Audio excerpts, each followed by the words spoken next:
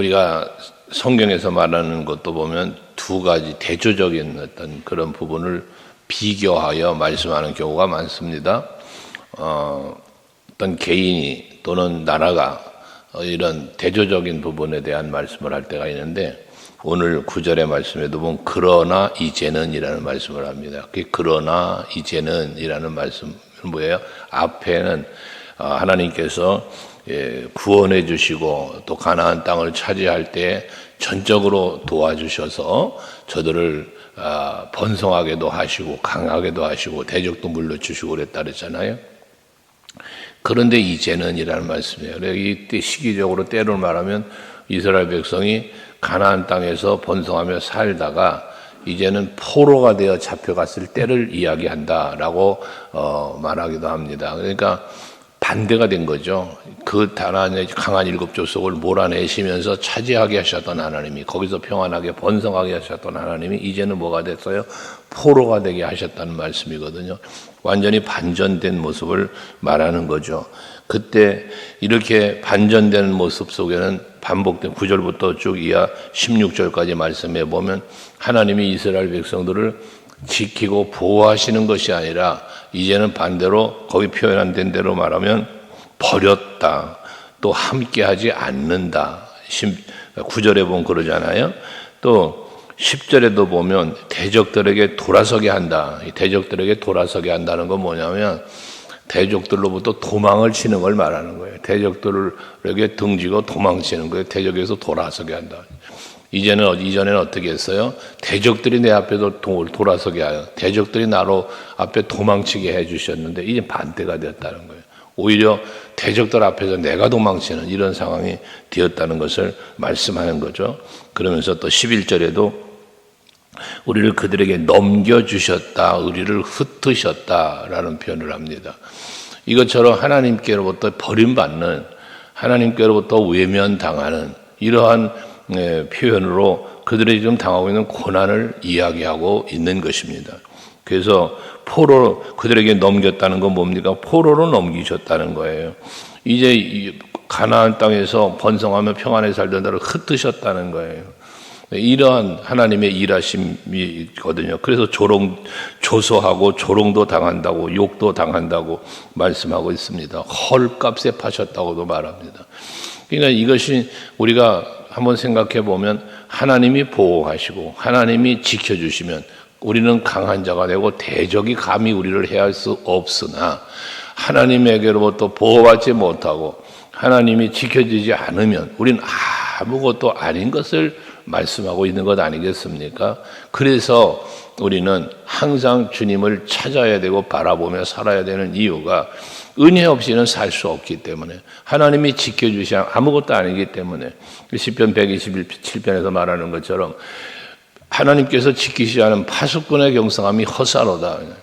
아무리 성을 견고하게 쌓고 아무리 파수꾼들을 세워 놓아도 하나님이 지켜주시 않으면 그거 아무것도 아니라는 것입니다. 그래서 솔로몬을 기름 부어 왕으로 세우실 때에 하나님께서 그에게 주신 말씀이 뭡니까? 많은 마병과 말들과 이런 거 병거와 이거 두지 말라는 거예요. 오직 하나님 의지하라고 말씀하시지 않았습니까? 그럼에도 그는 마병과 말들을 엄청 많이 두고 그러면서 하나님을 의지하기보다는 세상의 힘을 의지했던 그러한 것을 볼 수 있게 되어지는데, 그러나 그 힘이 그렇게 자랑스러웠고 주위의 나라의 왕들조차도 이 솔로몬의 지혜를 한번 시험해 보겠다고 찾아올 정도로 그랬던 왕이었지만 결과적으로 뭐합니까? 그는 패배하는 자가 되고 말았지 않았습니까? 실패자가 되고 헛된 인생을 살았음을 고백하고 말았지 않았습니까? 우리가 인생을 살아도 우리가 세상에 육신을 입고 살지만 하나님의 은혜 없이 살아가는 삶이 되어서는 안 된다는 것입니다. 내가 어찌해 보려고 내 힘으로 내 의지로 무엇인가 이루어 보려고 힘쓰는 것 된다니까요. 내가 힘쓰면 됩니다. 내가 노력하면 됩니다. 그러나 어디까지 된다고요? 내 능력만큼 된다고요. 내 한계점에 부딪히는 순간 할 수 없게 되어지는 겁니다. 하기 때문에 우리는 내 능력으로 살지 말고 하나님의 은혜로 살자는 이유는, 내 능력으로 사는 건 내 능력만큼 되지만 하나님의 은혜로 살면 하나님의 능력만큼 되어진단 말이에요. 그래서 우리는 지혜로운 자가 된다고 하는 것은 성령을 충만하게 받는 사람이 곧 지혜로운 사람이요 능력 있는 사람임을 말씀하는 것이죠. 예수께서도 말씀하잖아요. 오직 성령이 너에게 임하시면 너희가 권능을 받고 라고 말씀하지 않습니까? 우리가 그 내 의지와 내 힘이 아닌 성령의 충만함의 권능 안에 살 때에 그것이 곧 내가 하나님께 영광이지만 내게도 은혜가 되고 복이 됨을 바라는 거예요. 이처럼 하나님 앞에 버림을 받고 또 흩어짐을 받고 하다 보니 저들이 조롱을 당하면서 오죽하면 머리를 흔든다는 거예요. 사람들이 어쩌다 저 사람들이 저리 되었을꼬. 한 사람 보는 사람들이 저들을 조소하며 조롱하며 머리까지 흔든다지 않습니까? 이야기거리가 되었다고도 말합니다. 14절에 보면. 그러면서 15절 16절에 보면 나의 능력이 종일 내 앞에 있고 수치가 내 얼굴을 덮었으니 나를 비방하고 욕하는 소리 때문이요 나의 원수와 나의 복수자 때문이다. 지금 처해는 모든 고통이, 그 모든 아픔이, 괴로움이 전부 원수들 때문에 일어나고 있다는 것이거든요. 이렇게 고통을 당하고 극심한 괴로움을 당하는 그런 상경은 하나님께서 지켜주지 않으니까, 보호주지 않으니까 이런 상황에 처하게 되었다라는 것입니다. 우리가 당하는 고난은 두 가지 고난이 있다고 그랬죠. 하나의 고난은 하나님 앞에 하나님이 우리에게 진노하셔서 임하는 고통이 있습니다. 이건 버림받음이죠. 그래서 포로도 잡혀갔고 죽임도 당했고요. 이런 경우를 우리가 성경에서 보지 않습니까? 고라자손 같은 경우는 땅이 갈라져 삼켜버리는, 불뱀을 보내도 물어 죽이시는, 이게 하나님의 진노로 말미암아 오는 고난입니다. 그러나 욥이 당한 고난처럼 그 고난은 죄 때문에 오는 고난이라기보다 연단을 위한 고난도 있다고 말씀드렸잖아요. 하나님께서 나를 시험하시고 단련하시면서 더 성숙한 믿음의 사람을 만드시기 위한, 더 큰 은혜와 복을 주시기 위한 고난도 있더라는 것입니다. 하기 때문에 우리는 어떤 힘들고 어려운 고난을 당할지라도 그 고난 때문에 낙심하거나 좌절하지 말고 오히려 하나님께서 일하시는 그 일하심에 우리가 믿음을 갖고 그 일하심을 바라보면서 오히려 여호와께 소망을 두라. 앞에서도 우리가 말씀을 묵상한 바 있잖아요. 43장에서도 내 영혼아 어찌하여 낙심하는가, 어찌하여 불안해하는가, 여호와께 소망을 두어라. 그런 불안하고 낙심하지 말고 하나님께 소망을 두어라 말입니다. 그러면 하나님이 지키시고 건져주시고 도와주신다는 말씀이었지 않았습니까? 이것처럼 낙심될 때, 괴로울 때, 힘들 때에 하나님께 소망을 두고 그 두려움과 낙심을 다 물리칠 수 있는 그러한 여러분의 신앙의 삶이 될 수 있기를 바랍니다. 이 시편 기자는 17절에 말씀하는 거예요. 이 모든 일이 우리에게 임하였으나, 앞에 지금 9절부터 16절까지 말씀되어진 여러 가지 그 표현들, 그 다 고통의 표현이잖아요. 힘들고 어려움에 처한 상황들을 고백했잖아요. 근데 그러한 것들이, 그러한 일들이 우리에게 임하였지만 우리가 주를 잊지 아니하며 주의 언약을 어기지 아니하였나이다 라고 말씀합니다. 힘들고 어려운 고난 중에도 여호와 하나님을 잊지 않았다는 거예요. 또 하나님께서 언약하신 것을 어기지 않았다는 거예요. 그러니까 믿음을 지켰다는 거죠. 그 신앙을 지켰음을 말씀하고 있는 것입니다. 고난 중에도 주를 떠나지 않고 오직 여호와 하나님만 바라보면서 주의 길을, 주께서 인도하시는 길을 걸어갔음을 말하는 거예요. 18절도 우리의 마음은 위축되지 아니하고 우리 걸음도 주의 길을 떠나지 아니하였으나 라고 말하지 않습니까? 그 고난을 당하는 병도 위축당하지 않았대요. 낙심하지 않은 거죠.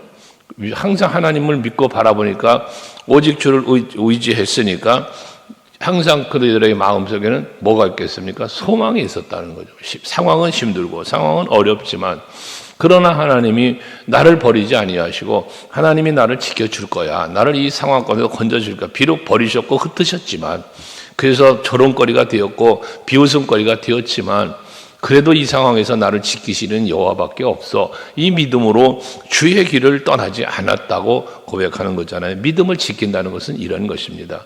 사도 바울이 디모데후서 4장 7절 8절 말씀하는 것처럼 내가 선한 싸움 싸우고 달려갈 길 마치고 믿음을 지켰으니 라고 고백하는 것처럼 그렇게 믿음을 지킬 수 있었던 것은 빌립보서 3장에 말하는 것처럼 표대를 바라보고 나아가요.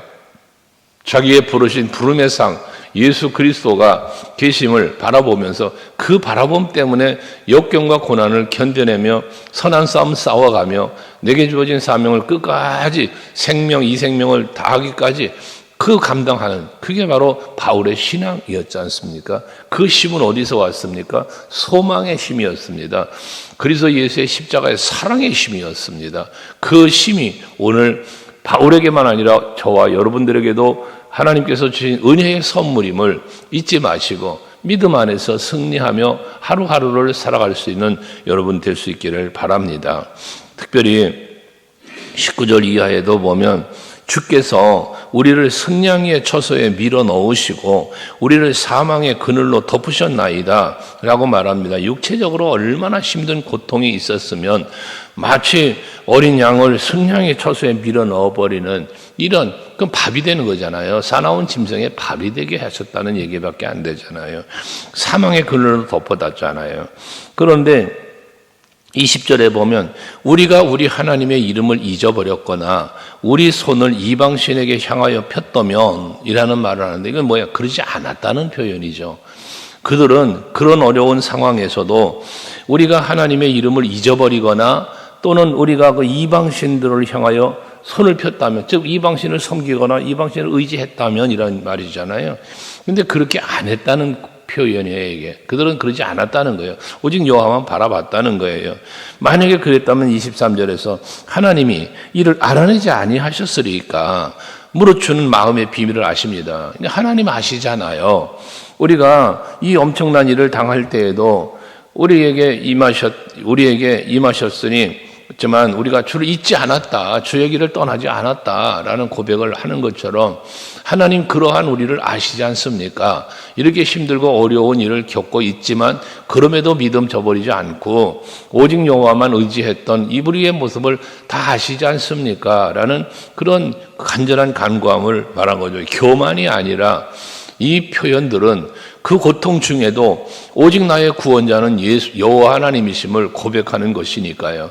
그래서 여러분들이 내 의의를 드러낸다기보다는 내가 지금 이 고난 중에도 주를 의지합니다라는 고백으로 본다면 이것이 우리들의 날마다의 고백이 될 수 있고 우리가 하나님을 향한 우리들의 기도가 될 수 있어야 할 것입니다.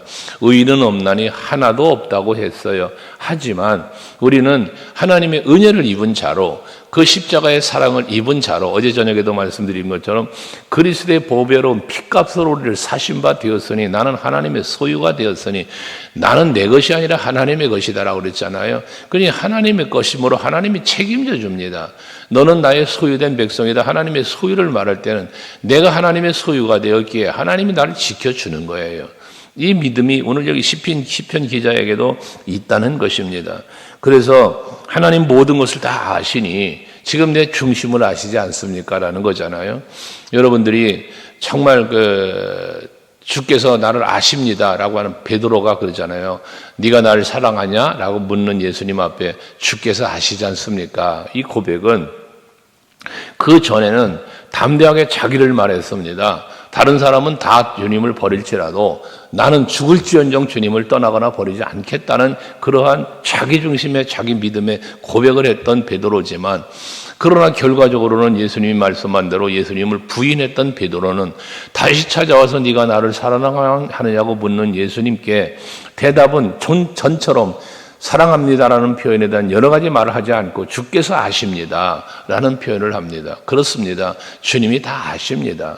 여러분의 마음의 소원을 아시고 여러분의 형편과 사정도 아시고 여러분의 마음속에 있는 모든 생각을 다 아십니다.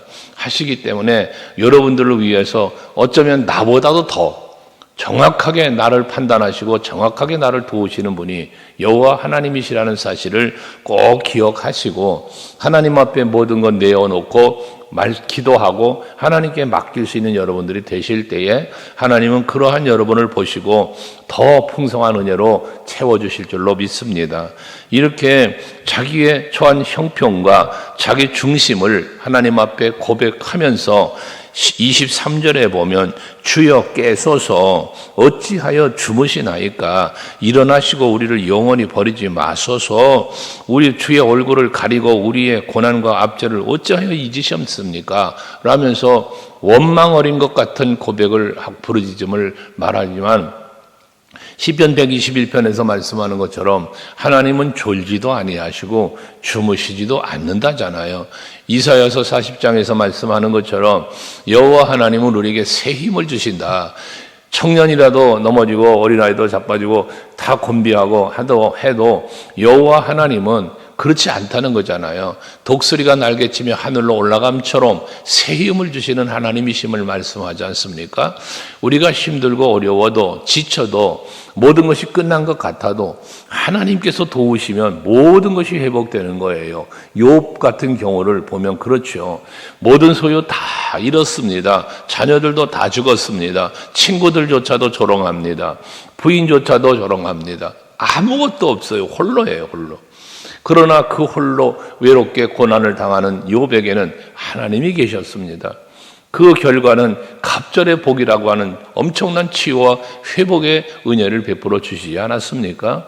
이것처럼 여러분들이 힘들고 어려운 환경 또는 상황이 있다 할지라도 하나님이 여러분들을 위하여 일하시면 여기 시편 기자는 어찌하여 주무십니까? 깨소서 일어나소서라고 말하는데 하나님은 아닙니다. 졸지도 아니하시고 주무시지도 아니하시고요. 언제나 여러분을 위해서 일하시는 하나님이십니다. 이게 임마누엘 하나님이라고 말씀드렸잖아요. 그런 하나님이세요. 그러므로 언제든지 여러분들이 부르짖고 기도하면 들어 응답 주시는 하나님이십니다.